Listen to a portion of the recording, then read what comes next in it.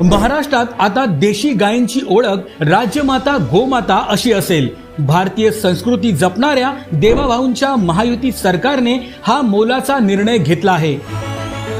या संबंधीचा शासकीय अध्यादेश नुकताच जारी करण्यात आला आहे। महाराष्ट्रात देशी गायींच्या संख्येत वाढ करून त्यांचं संवर्धन करण्याच्या दृष्टीने देशी गायींच्या पालन पोषणासाठी पशुपालकांना प्रेरित करण्यासाठी हा महत्त्वाचा निर्णय घेण्यात आला आहे। राज्यात देशी गायींच्या संवर्धनासाठी प्रति गाय प्रतिदिन 50 रुपये अनुदान देण्यात येईल। गोशाळांना अत्यल्प उत्पन्न असल्याने त्यांच्या मदतीसाठी हा निर्णय घेण्यात आला आहे। त्या देशी गायीचं संवर्धन झालं पाहिजे म्हणून हा दर्जा देण्यात आलेला आहे। आणि एवढंच नाही तर ज्या ठिकाणी पांजरपोळा